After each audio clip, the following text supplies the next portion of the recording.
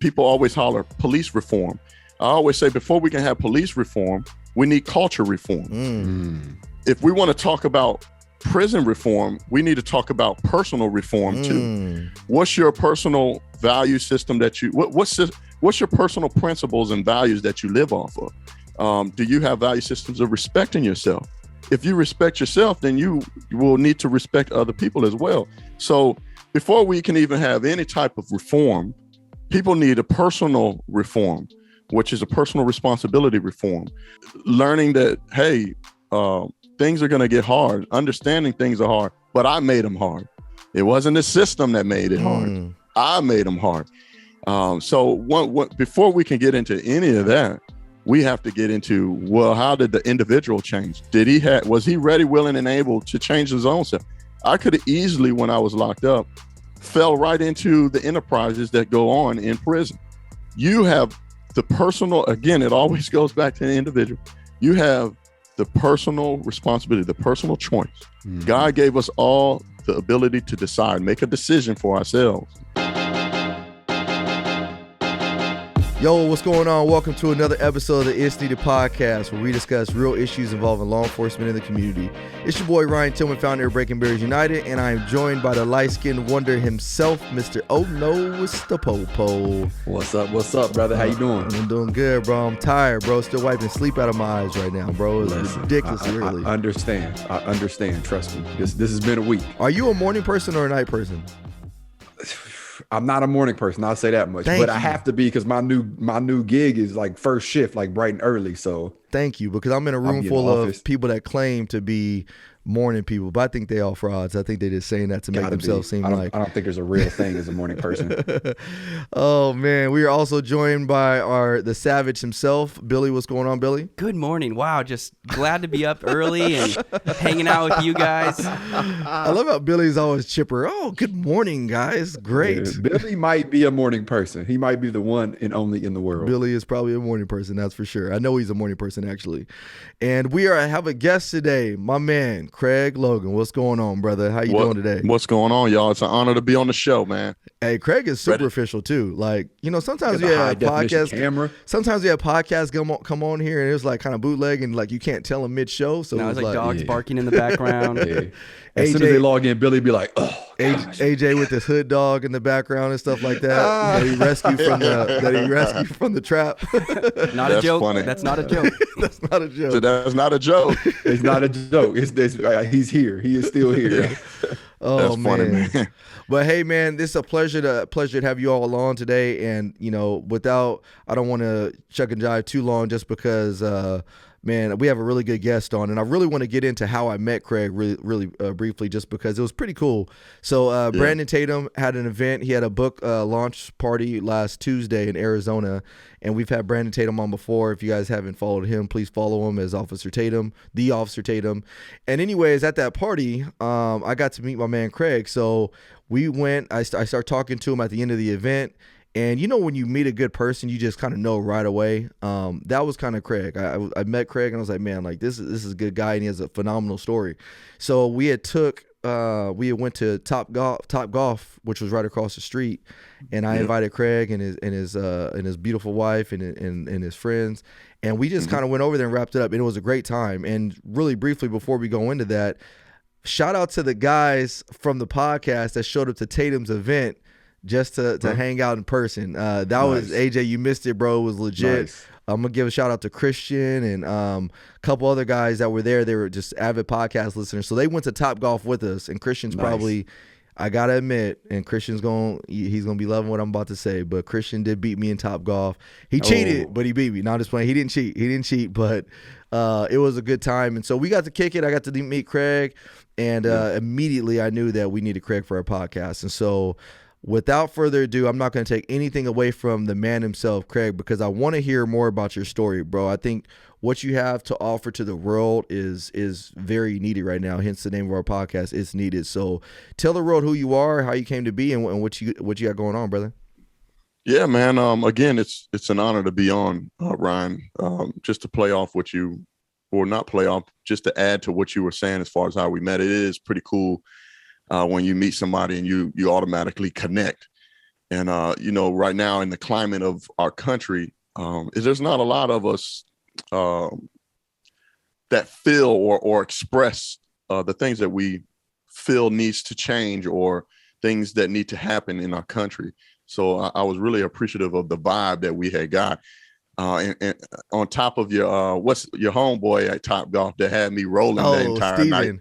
Steven is off the chain, bro. Steven goes hard, man. So shout out to Steven. AJ knows Steven because he met him at the conference. Which Steven? Stephen Hollowell. He was the one that had the headset on and Steven goes hard, man. So it was good times, man, for sure. And also it was an honor to be invited from Brandon, man. I go on to Brandon's live shows, so it's just an honor to connect with good people, man. So man, the feeling is mutual. Feeling is most definitely, man. With that being said, man, who is Craig? And I know I'm speaking in third party, but I guess what I will say to I'm a pissed off American, right? That started voicing my opinion and the things that I felt were wrong or needed to change. But before I started doing that, I was an entrepreneur. I'm a successful entrepreneur. I own a gym. It's a brick and mortar gym out here in Tampa area of Florida. I also have some online businesses as well. But I'm a successful entrepreneur. But before I became an entrepreneur, I am just like anybody else that just worked hard, never gave up, learned new skills and applied those skills over time. But before I was able to do that, long story short, my past is a humbling beginning past. I'm someone that I was getting in trouble since the age of 15. My decisions led me into going to juvenile detention, juvenile boot camp, straight to jail, straight to prison. And I didn't come home until I was 25 years old. Life I thought was hard then, but life really took a real major turn when I finally came home. And I had to rebuild and pretty much had to relearn everything. The whole world had changed. Society had changed. They didn't have Facebook and Instagram and a lot of the things that the privileges that we have today, as far as the internet and online and different opportunities that we have than when I was growing up. So life I really had to work hard.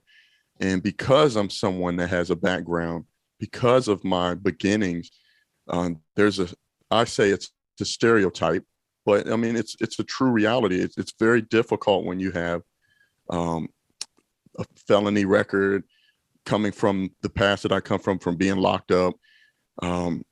It's difficult for some people because for some reason, they continue to get caught up into the cycle of continually getting into trouble. But for me, I decided that I'm not going to be that, right? I decided that when I come home, I'm going to change the way I talk, change the way I walk, change the things that I do. I'm going to get involved in different things.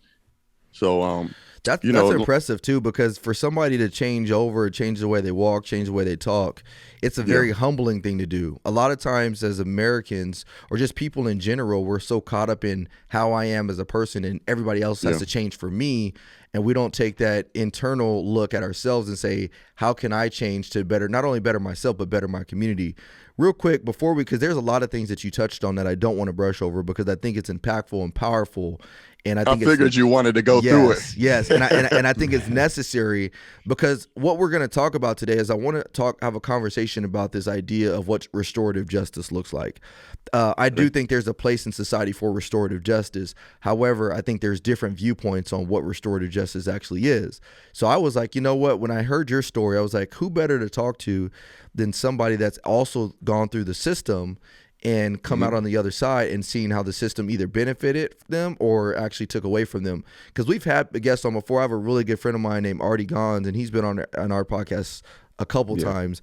And Artie was convicted of murder, sentenced to life in prison. He served 25 years of those of that life sentence until he was able to parole.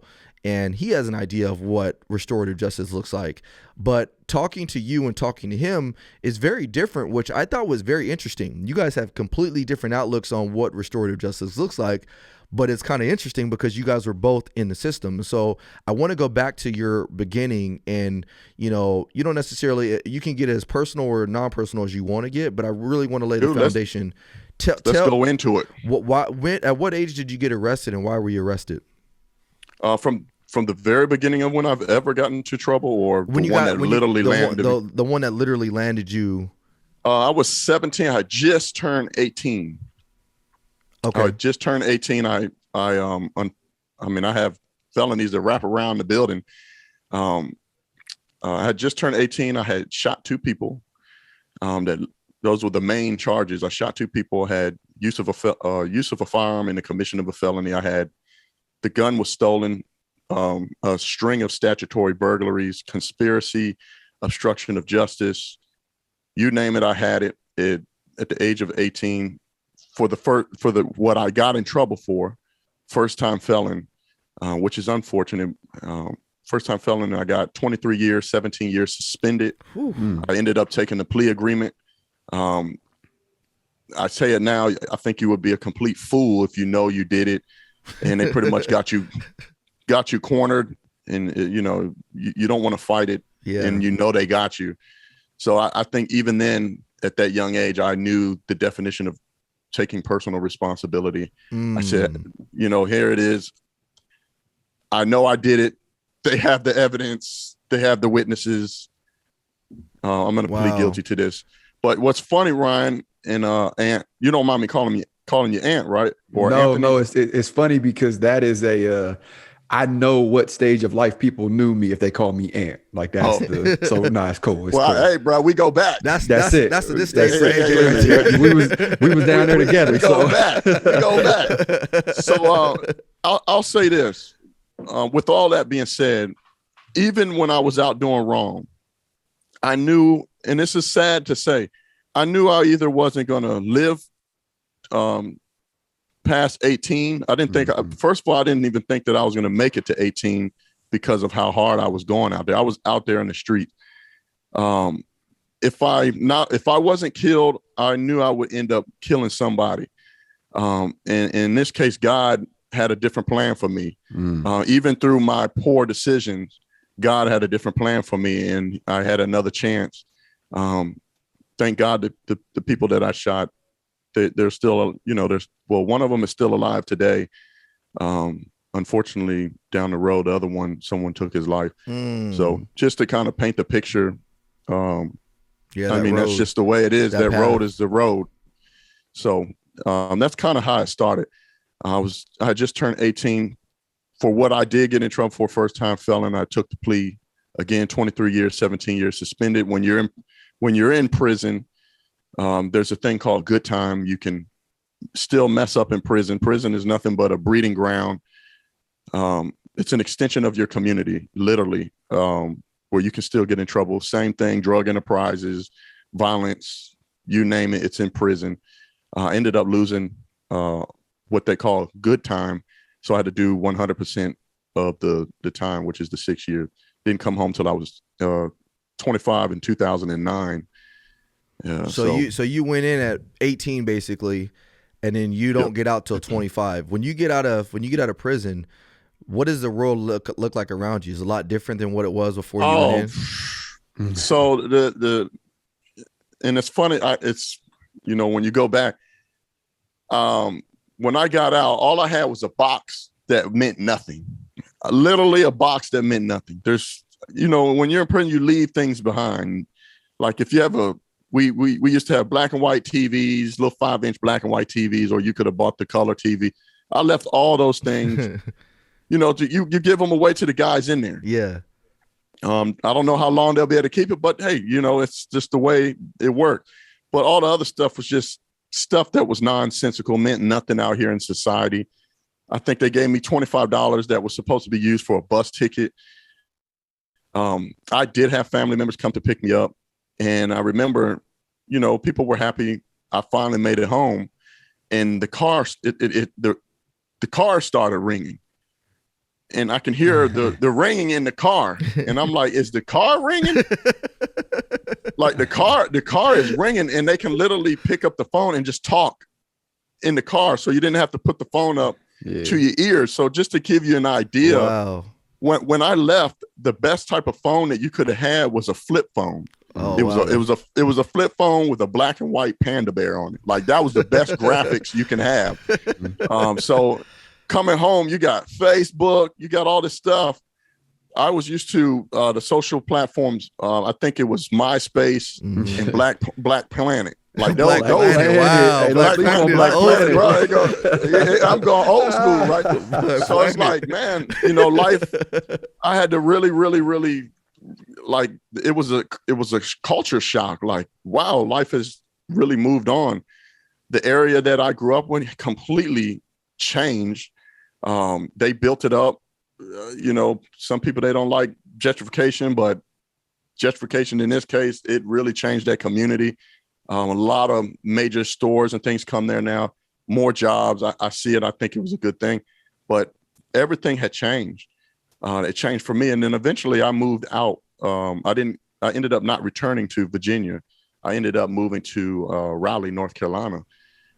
So that's kind of this, you know what I mean? That's crazy. I'm going to ask one last question real quick, and then I'm going to turn it over to AJ. But you've gone through the system. You know what the system is like. And you, my friend, have come out, and you are actually what you and Artie actually are, and I keep bringing him up, but you guys are examples of what somebody that's rehabilitated looks like, somebody that's come out and has been able to do that. But the question becomes is, how did you do that? Because a lot of people argue and they say, you know, the way the criminal justice system is set up, it's not set up for people to have success. And then some would argue and say, well, these people need punishment. They need to know what they did. And so my question is we're all in the middle of this. Like, what do we do? How do we take somebody that's done something really bad, teach them a lesson, but then restore them and get them back to be contributing members of society? That's the $1 million question. So what would you say is where is the system broke? Would you say, like the criminal justice system, what would you say is broke about it? And then what would you say contributed to you having that success, which I kind of think I know what it was just because I can tell how you are as a individual yourself, but what's the how of how you got back to where you want me to say it. I got you. We warmed up now, Ryan. So we going. We get ready to jump into fire at you too. We're going to jump on into it now. So we talk about justice reform. We talk about, I like how you said some people, they think that basically they're with the audience, the crowd that likes to hear lesser penalties when it comes to justice. I'm completely opposite. Even though I'm someone that's gotten into trouble, I have to be real with people. I have to be real with myself and real with other people, because knowing me being an ex-con, me being an ex-criminal, I know the dangers that are out there. I know the behaviors of people that continue to perpetuate it and become lifelong criminals. So I'm definitely not somebody that's for lesser penalties whatsoever. People commit a crime. You commit the crime, you should take responsibility and do the time and learn from it. Now, what happens is like I said before, jail and prison is nothing but an extension of your community. So when you go in there, it's everybody you grew up with. And everybody you grew up with from when you were free made poor decisions that led you into going to jail or prison, the same people are in there. So what happens is you have familiarity and you're just around the same people that you was out there doing dirt with anyway. And you end up just doing the same thing. And it's just this whole, it's almost like a boys to men camp, right? Unfortunately, there's boys that are growing up in jail, in prison. Like I was one. Even though I was 18, I still was a little boy. I had to learn how to shave. I had to learn how to do different things in prison. So, and then there's grown men boys too that are men, but they still acting like little boys. So it's funny when people talk about prison reform, things like that. And it's like, look, there's definitely things that we can adjust and do when it comes to helping those that have gotten into trouble to help segue them back into society, because it is tough. me being transparent, there was a lot of roadblocks and challenges that I had to overcome. Although, just like I always tell people now, people always holler police reform. I always say before we can have police reform, we need culture reform. If we want to talk about prison reform, we need to talk about personal reform too. What's your personal value system that you, what's your personal principles and values that you live off of, right? Do you have the values of believing in God? Do you believe that there's something bigger than yourself, right? Do you have value systems of respecting yourself? If you respect yourself, then you will need to respect other people as well. So before we can even have any type of reform, people need a personal reform, which is a personal responsibility reform. Learning that, hey, things are going to get hard. Understanding things are hard, but I made them hard. It wasn't the system that made it hard. I made them hard. So before we can get into any of that, we have to get into, well, how did the individual change? Was he ready, willing, and able to change his own self? I could have easily, when I was locked up, fell right into the enterprises that go on in prison. I partially did, as far as running a store box, but all the drugs, the gains, the violence, and all the other stuff that goes along with it, you have the personal, again, it always goes back to the individual. You have the personal responsibility, the personal choice. God gave us all the ability to decide, make a decision for ourselves. You don't have to continue to keep doing what you did, even in prison. You don't have to continue to do what you did when you get out of prison, right? It's funny that we have this thug mentality, right? Everybody wants to be hard. Everybody wants to be a thug, right? And they act hard and gangster and make dumb decisions that lead them into prison. But when they come home, as soon as they got to go and get a job and they're faced with one little challenge, they soften up like some beta males. You know what I mean? I never am going to understand that. So that's my take on that. Before we can have any type of, you want to talk about reform, yes, we can provide programs. We can continue to keep throwing money at things. But if the individual hasn't changed and doesn't want to change, what good is it going to be? Wow. Ryan, you're a parent. Your daughters are going to grow up. If you just give them things without them learning to earn it, working hard for it, we know the pitfalls with that. It's the same thing with people that come home from prison. There is a lot of different cases out there where people, their family gives them everything. They provide them a car, somewhere to stay. They put a little bit of money in their pocket, some clothes. They even put them up into an apartment, and they end up squandering it and going right back to prison. Why is that? They've provided everything that the person needs, but yet they still mess up. And the reason why is we haven't went to the core. We haven't changed the core of things, right? Do they have a relationship with God? Do they even want to change? Do they respect themselves? How do they view the world? How do they view themselves? If we continue to adopt these mentalities of it's the system and the man has his foot on my neck, I don't know how far you're going to get, because did you forget the fact that you made the decision to break the law that obviously led you into doing time, prison? That's good. So it's like, before we can even talk about anything reform, we need to be reforming ourselves, reforming culture, reforming yourself. So that's my take on it. That's great. Ryan. Go ahead, AJ. Can you talk about the first off, if there was, and if there was, can you talk about it, the fork in the road moment? Because there's clearly a different person that we're talking to now than there was when you first went in. So there had to be a moment, at least I would assume, that you came to a fork in the road and you had to ask yourself, like, okay, do I want to continue on the path that I'm in and continue to live the life that I'm currently living, happy or unhappy, or I can make this detour and try something new? Very good question. There's a few different forks in the roads. Let me go back to the essence of what really shifted a lot for me. First of all, my upbringing. You know, I know what a nuclear family looks like. I remember when my mother and father were together, right? I was at a young age before they got divorced. When they did get divorced, you know, my father, he was away. He was a bitter man. He was mad about the divorce, ex-military. We all know the stories of divorce and how that goes, right? My mother was pretty much raising myself, my brother, and my sister. She was going to school full time, and also she worked all the time. So for me, I gravitated towards that. But before they split, when they had that nuclear family where the mother and father under one household raising their children, they instilled certain values into me, right? My father at the time, he was in the military before he got discharged, early retirement because he got injured. They had strict parenting, right? He was ex-military, so it was very strict parenting. They definitely honed in on the values of education. They definitely honed in on things that say, when you first don't succeed, try again.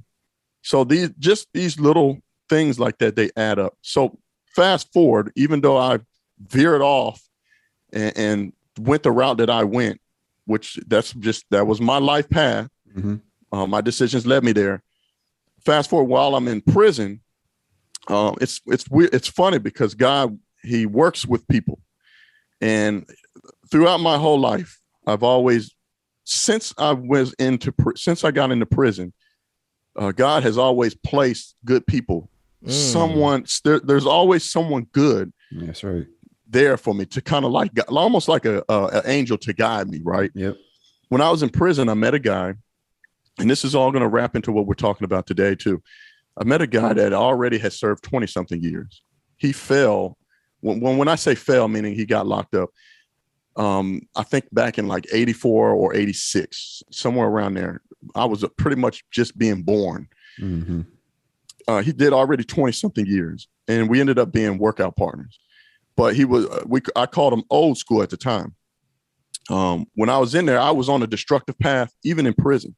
I was young. I had a chip on my shoulder. I was always fighting, going to isolation.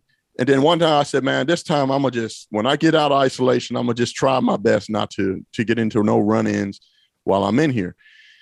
But he gravitated to me. And I, till this day, I always ask me, he said, man, you reminded me of myself. You were just young and wild. You just needed someone to kind of guide you on how to live and survive in prison. And that's what he did. He became my workout partner. His name is Angelo Day. And this is a real success story on top of success story. Angelo became the workout partner, but he was part of the Pan-African Association, right? Where they studied African history, books like Marcus Garvey and things like that, right? There was a book that he put into my hand, right? Now, this is my personal anecdotal experience, right? I'm going to get into what could help other people as well. So I want to make sure I touch up on that. But this is important. He suggested I read a book called The Destruction of Black Civilization. And I fought it for a while because in prison, you have a lot of rhetoric. You got a lot of stereotypes. Like everybody's Nation of Islam, they're involved. There are 5%ers. You got Christians, you got Muslim, you Sunni Muslim, you have all these different religions and different practices, the people, Pan-Africanism, you have all these different organizations. And I just was like, man, I watched In Living Color. I don't want to hear this, man. You know what I mean? I've seen this on TV. I don't want to hear this. But eventually I grew to respect them in that regards as we worked out together over time. And I said, man, what's that book you were talking about? He says it's called The Destruction of Black Civilization by Chancellor Williams. So I ordered it. I think I made 23 cents an hour doing houseman work, sweeping and cleaning off the tables and stuff like that, right? I saved up my 23 cents an hour checks over time just to buy this book. Wow. I had a lot of respect for him. Now, remember, I didn't want to hear this rhetoric. I ain't trying to hear this pro-African and I'm not in all that. But I ended up reading the book. And when I read the book, I found it very interesting. The things that I was reading, I was like, wow, they didn't teach me this in school. And as I was reading, I realized, man, I'm a descendant of these people. I'm a descendant of Africa. And the people that I'm a descendant of, we ran the world. We had dynasties and empires, kingdoms. We had school institutes. We taught the world irrigation, astrology, mathematics, writing, reading. We taught the world how to season their food, wear undergarments, you name it. We taught the world, and it just kind of woke me up. Like, man, wait a minute, I'm acting. This is not how the way that I'm acting, the way that I'm going about my life. You have this sense of like, because society always, the stuff that you constantly hear is, oh, because you're Black, you're this, and these people are always above you. So when I read that, I thought, wow, man, I really gravitated towards history, and I started reading more history, not just African history. I started reading American history, and it kind of gave me an idea of kind of what took place. And when I did that, it gave me a sense of who I am as a man, right? And I realized the way that I'm operating, the way I'm going about my life, it was almost as if I had no purpose. It's important for the audience to understand that and know that once I learned that, wait a minute, I stem from a people that were very smart. They were geniuses. They taught the world. I could do better for myself. And that's kind of how I moved out on in my life. I stopped looking at my life a certain way. I didn't want to live life for myself anymore. I wanted to live life for other people. That's now. Now I had a purpose. Fast forward, when I came home, that was one fork in the road. Another fork in the road was when I tried to get a job. I think it was Target, right? And this is not a promo for Target whatsoever. Let me make sure I say that. I tried to get a job at Target, but I was fresh out. I still, you've been in prison so long, I was a bit institutionalized. But I rehearsed how I want to go about, because I know they're going to ask me, hey, you had a background. Can you explain that to me? And then it was a phone interview, and at the time, my girlfriend at the time was sitting across from me, just listening. And, I explained it, how I rehearsed and practiced to give a better explanation so I can have a better chance of possibly getting a job. It was the first job interview I had when I had first came home. And the lady, I felt, just kept prying me. So tell me what happened with your charges.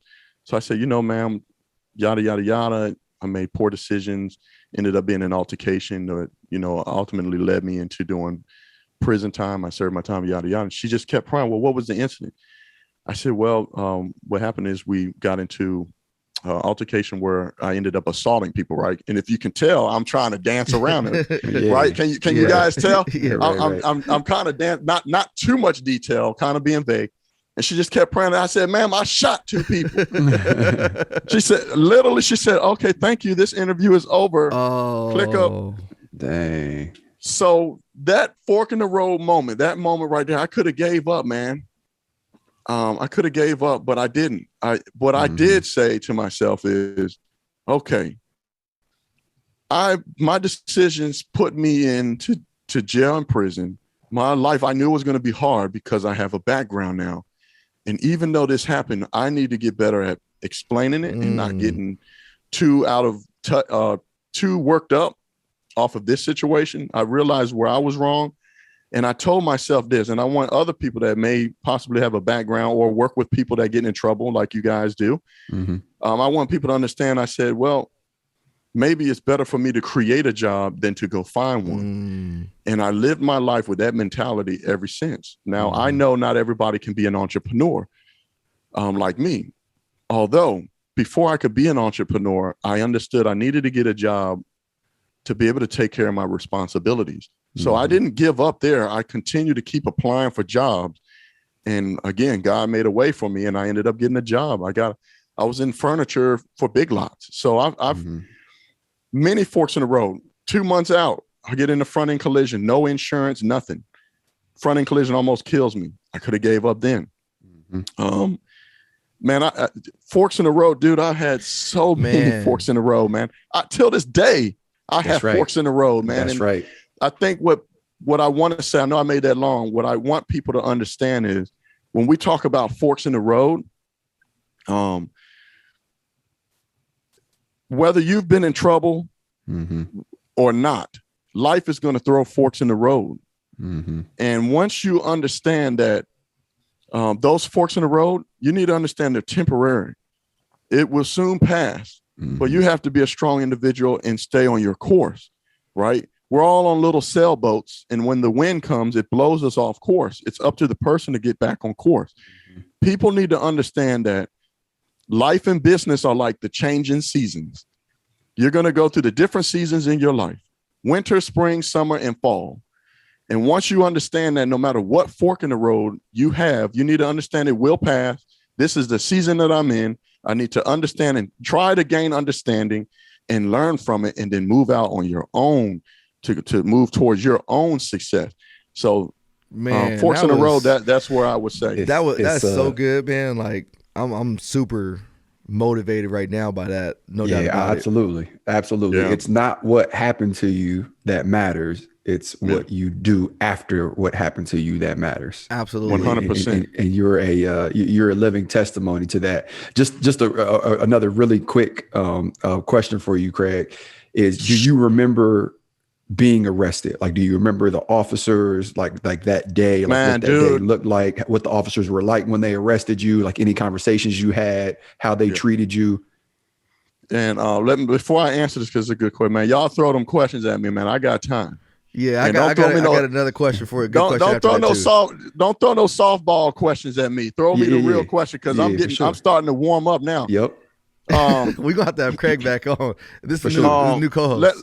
Let me say this. Even though I've been in trouble, been locked up, we know most guys get in trouble. They're like, F the police. Yep. I ain't like that at all. I back the police. I back the blue. I support them. Again, I understood I put myself into prison. And a lot of these people that have encounters with police, they forget they are doing things that cause the police to have to do their job, man. So yes, I remember when I got arrested, I was known for running from the police. Man, if you try to pull Craig over, right? If you try to pull him over, I'm jumping out the car and I'm running. You know what I mean? So it's I was known for running. So the officer that arrested me, he actually was young at the time. He was in his 20s. The neighborhood I was growing, I stomped around in, and eventually we moved to and grew up in. They called it, I don't know if they call it the same across the board in different states, but where we were, they called it was a red zone. And what that meant was it was high crime, high violence, high drug. You name it. If you go into that zone, you might just it didn't matter if you were black, white, they're going to pull you over. Yeah. Right. If you were white, you might get pulled over more, because they're like, what you doing in here? What you doing back here? Why are you in this neighborhood? Why are you here? Yeah. Right. So it's just to paint the picture. This officer, he was young at the time. He was the officer that patrolled that community. And I have to admit, man, this is a white male. His name was Officer Keene. So Officer Keene, if you watch this, you're going to appreciate this. What he knows, I've spoken to him since then, man. We actually became really good friends. Oh, that was my next question. My man, we became my guy. Really good friends. He actually patrolled the community that we were doing dirt in.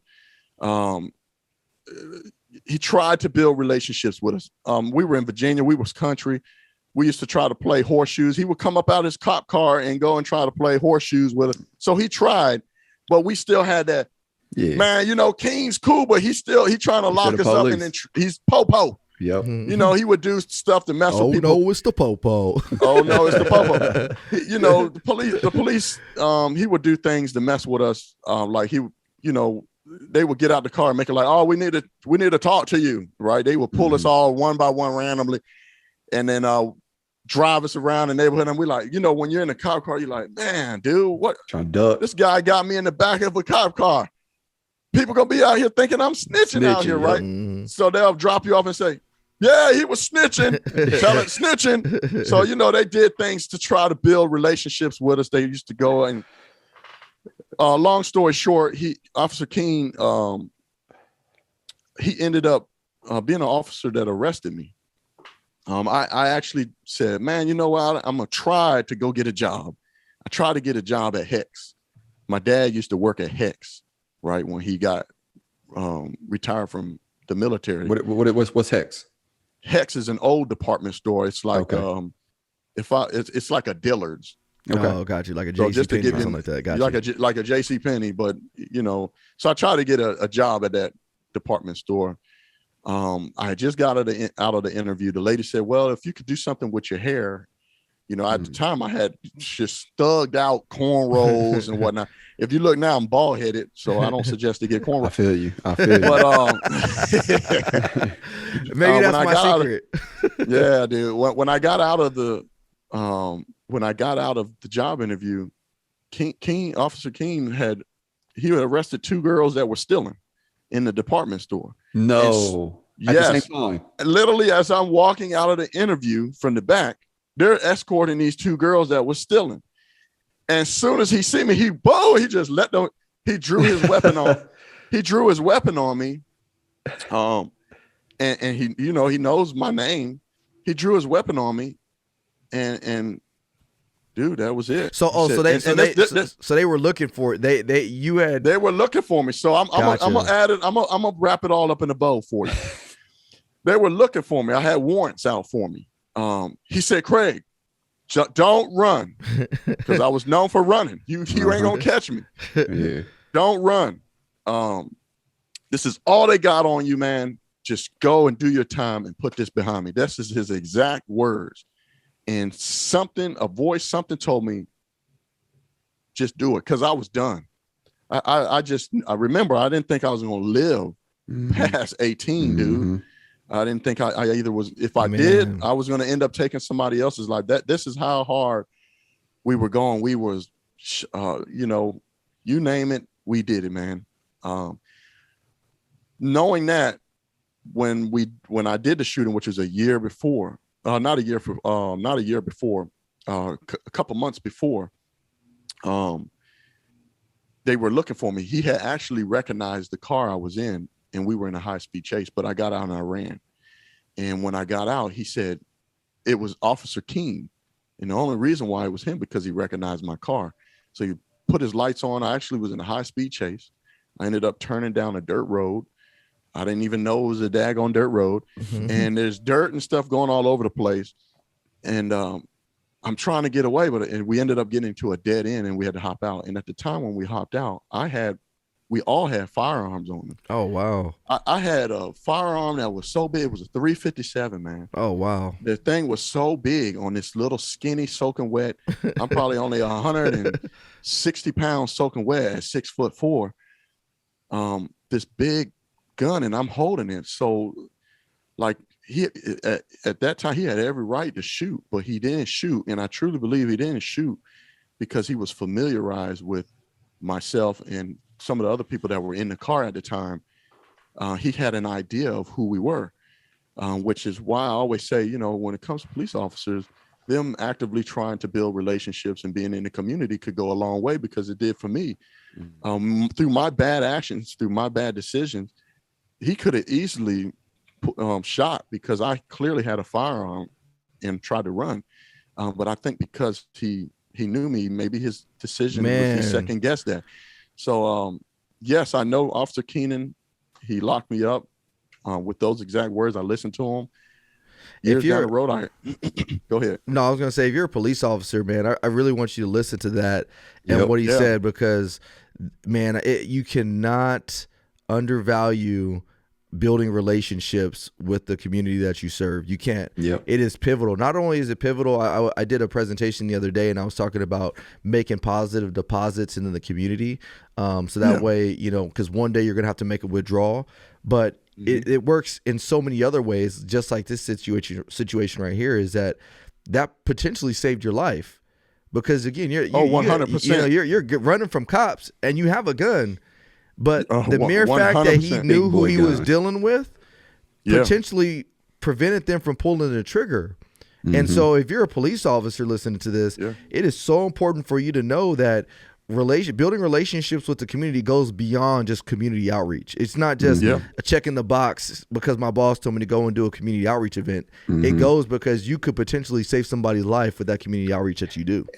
And I also just want to touch a little bit more on that. You know, I hear a lot of police officers say quite often that they voice their frustration with the justice system, and you know how we can arrest people and they get out the next day, which is frustrating.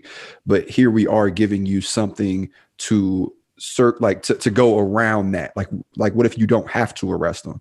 What if you could get to them before that moment and build that relationship and pour into them? And then you don't have to worry about the system because you become your own system. Yep. I want to touch on something briefly because we got about 15 minutes left. But I want. Ryan's cutting me short. No. Trust me.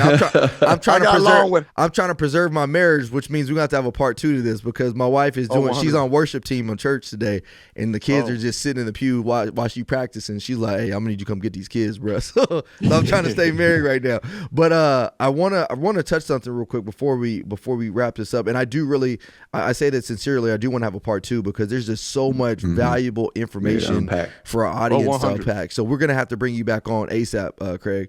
But there was an article that came out our way last night, Craig, here in Southern California, and it says that smash and grab robberies. There was 14 arrested in 11 incidents, all released on California zero bail. And the reason I want to bring that up, and I want to hear what your thoughts or opinion about that, because as a police officer, one of the frustrating things is we do arrest people that are doing some violent crimes and they're getting out overnight. So you have those that think that there should be a zero bail, but then you have those that are being victimized by these people that are terrorizing the community. So I've always been under the impression that we do need to be tough on crime. We have to, because there are lessons that are learned from that. But once you've done your time, once you've gone and gone through the system and did your time, then now is your opportunity. We as a society need to allow you to rebuild your life back. We shouldn't be punishing you for the rest of your life and not allowing you to go out and get a job, or not allowing you to do some of the things that you would have been able to do, because we need you to start being a contributing member to society. So for me, I think what criminal justice reform looks like is, hey, we can be tough on crime, but once they've done their time, allow them to get back into being a contributing member of society, and don't reduce some of these roadblocks that hinder them from doing that. So what's your take on that? Because I've read that article and I was like, man, I'm seeing this over and over again, and people are feeling more empowered. A lot of these people that are committing these crimes are feeling more empowered to do it because they know they're not going to be punished for it. I'd love to answer this question. Right now, the climate of our society, with all the different propagandas that's going on when it comes to criminals, it seems like they're normalizing criminality, right? This is such a simple concept. If you do something and there's no consequence, more than likely you're probably going to do it again. So the fact that these people are smashing, grabbing, and they know, they're just going to let me back out anyway, due to this law that anything under $1,000 they let us out. Now I don't know if that was the case of this situation of the smash and grab of why they were released, but I know they do have those in place to where if it doesn't exceed over $900 and something odd dollars, basically $1,000, $950, they pretty much $950 or something, they let them go. I think that breeds more criminality. It normalizes it. There's a slap on the wrist. So lesser penalties is not going to work. If people are committing a crime, they need to do the time and learn from it.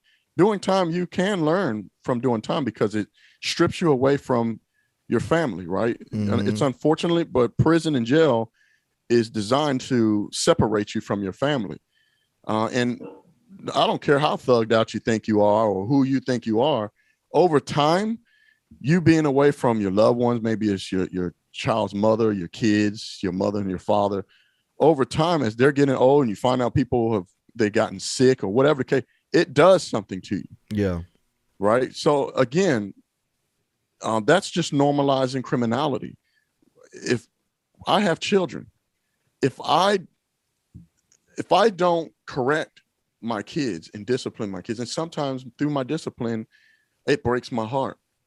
But I know if I don't teach them and correct them now, I'm setting them up for disaster later.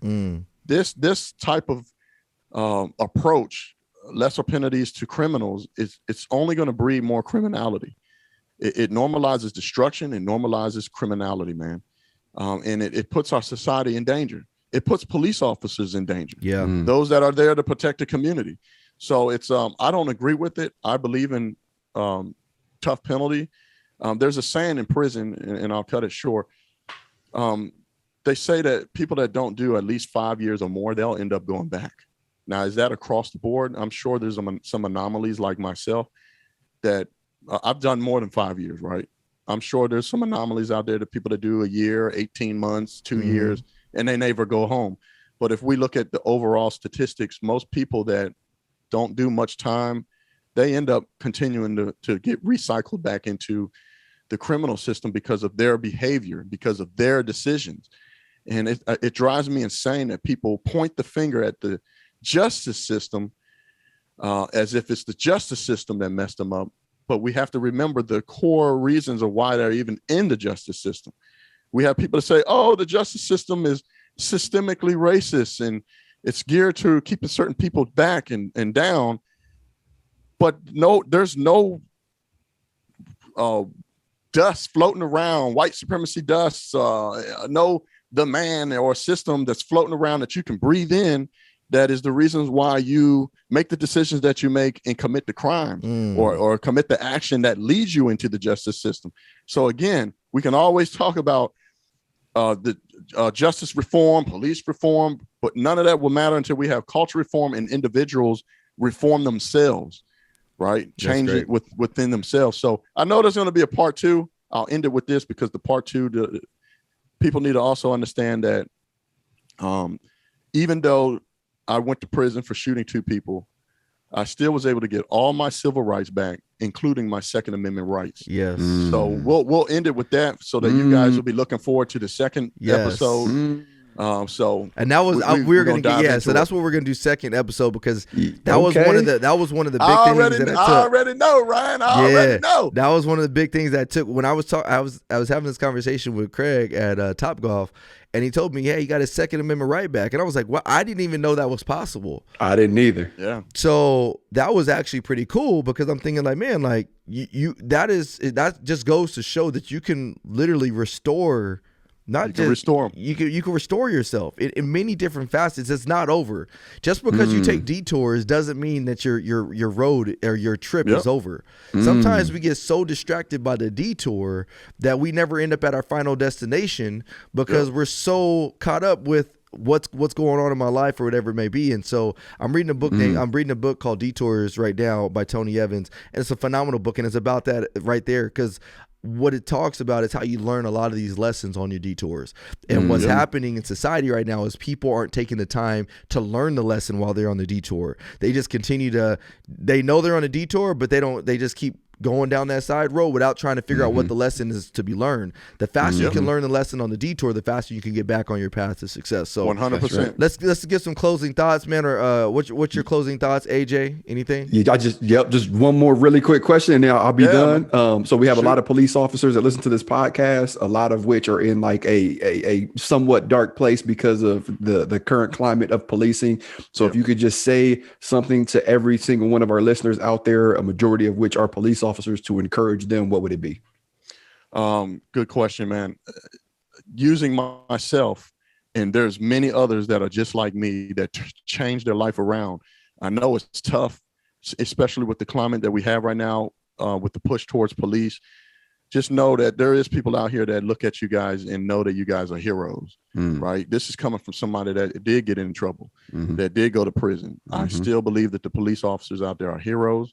I know that they're needed in these communities, and I just encourage you to continue to do what you do, but don't give up on people. You might not be able to save everybody. You might not be able to build a relationship with everybody, but that doesn't mean don't try. There's still individuals out there that are just like me.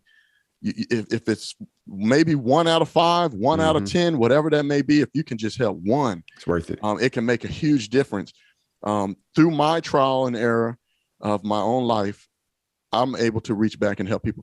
I got my rights back. I'm helping other people try to do the same thing, including the workout partner I brought up earlier, Angelo.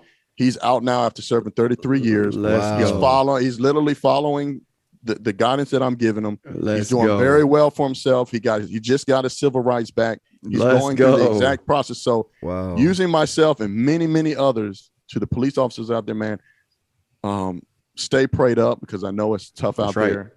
And just don't give up. Continue to do the job that you love to do. And don't let that beat you down, man. One of my best friends right now today is a law enforcement officer. That's cool. Shout out to Trey Jones, man. So don't give up, man. I know it's tough out there. I love it. Billy, you got anything? Craig, just want to say thank you, man. Some episodes really just leave an impact on me and open my eyes to new things, and this is one of them. So we just appreciate you being here. Bro, I think you Let's got go. Billy teary-eyed Man, over there, bro. Yes, sir. Yeah, man. No, I'm good. I'm good. Put that camera on Billy. I know, bro. I'm fair or foul, real quick, man. I'm at Tatum's events the other day, and I got guys that I'm thinking are coming for me. So like, hey man, Ryan, how you doing? We came, we I heard you already was coming know. over here. They're like, hey, but man, where's Billy at? I'm like, Every time, bro. I'm like, Every bro, time. I'm like, what is it that Billy is doing that just? Bill, I don't know. Like he got the voice. I don't know. But Bro, Billy got he everybody. must have his side podcast that we don't know about yet. Yeah. Believe it or not, Billy almost made me teary-eyed when he said that. I'm not even See? kidding you. I got teary-eyed when he said Oh that. man, See, there Billy it got the is. juice. He do Billy got got the the juice. juice. You guys, it's gonna be an Oprah Winfrey show, man. You got people on here crying, man. Billy the Juice Man. That's what we're gonna call him. Billy the Juice Billy Man. the Juice Man. We gotta change his name from Savage to Juice Man. Juice Man. definitely. Man, Craig, you got any final thoughts, bro? Before we're gonna do this one little activity that we do. It's only take a couple seconds, but you got any last parting words for us? Yes. My closing thoughts are this. Remember, life and business, right, are like the changing seasons. You're going to go through these different seasons in your life. You're going to go through winter, spring, summers, and falls. So no matter where you are in your life, just know that at some point your season's going to change. Knowing that, you also need to understand your decisions are what impacts your life. It impacts the direction that your life goes in. It determines the different opportunities that may open up for you to either succeed or fail, right? People need to understand, and I always say this, you are born looking like your mother and your father, but you will die looking like your decisions. So make sure your decisions are decisions that are going to set you up to creating a legacy. I am just one of many people that are representing the American underdogs, right? So I appreciate you guys having me on the show. I really enjoyed it, and I can't wait for the second. Oh, we're gonna do part 2 Yes, soon. sir. Maybe even next week if you're open to it. Maybe we can do part 2 next week. We do part 2 tomorrow. Look at it. We might be able to do that because we gotta make this work for sure, man. Craig, I want to just tell you thank you, man. It was a last minute thing, but I have a gauge for people when I'm interacting, and when I hear a good story. That's not just a good story, but it's inspiring, and it can inspire everybody, not just a certain group, not just a certain person, but when it can inspire everybody, that's what I look forward to have these conversations, because this is what hope looks like. This is what change looks like. And the rest of the world needs to see people from all different walks of life being able to come together and have this dialogue with one another in a non-hostile environment, man. So I appreciate you. One of the things we do, bro, on every podcast, for the most part, we do this thing called One Has to Go. And so I'm gonna give you 4 things, and then if you had to get rid of one forever, we need to know which one is going to be. So typically last time we did Christmas songs. This has actually put me, Billy, and AJ at odds many times, bro. We've almost gotten fights over this. I blocked him on Instagram. Yeah, he's blocked times. me. He's like, I can't believe you got rid of glazed donuts. But anyways, so All right, what we're gonna do is, so this actually comes from one of our followers. This comes from Christian, who was out in the Arizona event. Christian was with us at Top Golf. He said, my girl and I got y'all's one has to go for this week. All right, y'all ready? Go. Pico de gallo, guacamole, queso, or salsa. One of them has to go. And pico de gallo and salsa are different. So I got tongue tied. Yeah, none of us are able to pronounce it. How you say it? Pico de gallo. Pico de gallo. If you're Pico de somebody gallo. that's listening to this, don't Pico de gallo's that's the gotta stuff go. that go. Oh, Yep. Same. I Yep. Pico de agree. gallo's got to go. What? I agree. I would have said salsa, but I was like, man, that pico de gallo's got to go. Yeah, it's got 'Cause to. you could probably put the pico de gallo in the salsa, but I was like, nah, take If that. you're It's eating gotta breakfast go. It's burrito, no the one's least- pouring pico de gallo over it. Yeah. Salsa. Definitely not That'd be- queso. Queso is number 1. Queso and that guacamole. queso and guac, they battle for the number 1 and number 2 spots. Man, I agree with y'all. It comes down to pico de gallo and salsa. That queso but, hit different. but Especially in if it's the, spicy. Ooh. I would say salsa But has to go though. The salsa would have been my second choice, but Yeah. I've been to places where that guacamole is on point. Oh yeah. Yeah, When you go to Chipotle, do you add guac? Dude, I add guacamole. Sometimes I Guac, put the guacamole on there. and then with the guac. If Ryan's paying, I add guacamole. Yeah. And how mad are you though when you ask like, yeah, can you add guac? They put like a little bit of thing, or do you add chicken? So this is the secret. They put 3 pieces. You just look at them like this. Y'all making me hungry. Hey, I'm gonna give y'all the life hack though. This is the life hack for Chipotle. So when you go there, you say, "Hey, can I get half and half meat?" And they're like, "Double meat?" No, you get half and half. But when they'll try to skimp, you say, "Can you just throw a little bit more chicken on there?" And they'll give you another scoop of chicken without charging you for extra chicken. That's a life hack. You're welcome. Most definitely, man. And that's how we go to jail right there. They're gonna you ain't pay for that extra scoop, dog. You ain't pay for that extra scoop. Man, Billy's cursing at me right now because he's all on his fit plan right now. So, but anyways, hey, we love you guys. This is a phenomenal episode. So, Craig, do me a favor. Tell our audience members where they can find you at. I heard recently that Instagram canceled you, bro, and got rid of you, man. Yeah. So we got to rebuild. We got to build back up, man. So where can all of our audience members find you at on social media and everything else you got going on? Yeah, most definitely. I'm starting to YouTube. YouTube is Craig Long 45. That's most of my handles on TikTok, Craig Long 45. Instagram is official Craig Long 45. And they did online assassinate me. So they got me too, man. 70,000 people gone. Oh, they ain't give me that bad. Bro, that's like scary, bro. Like, yeah. I because you put a lot people of work into it and it could be gone overnight. I asked people to pray for Kyle and literally lost my page. So, Golly, bro, that's crazy. it's the climate that we're in, man. So yeah, they got me too. They got me on Facebook. Cancel You culture, man. you still ain't been back on Facebook? I thought they was. Nah, I'm back on Facebook, but they got me. I'm on Facebook too.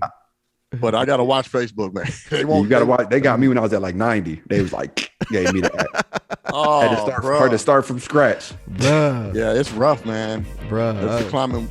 It's the climate that we're in. I was like 90,000. Bye. Gone. See you later. Yeah, it does something to you. You're like, man, 70,000 gone. That's but we back. That's it. Hey, everything are part of the plan. We ain't doing nothing but telling the truth. Speaking the truth. People don't want to hear it. Truth. Exactly. And it's passionate. Exactly. People don't want to hear it. Well, we appreciate it, man. We appreciate it. And with that, y'all, we love y'all, and we'll see y'all next week.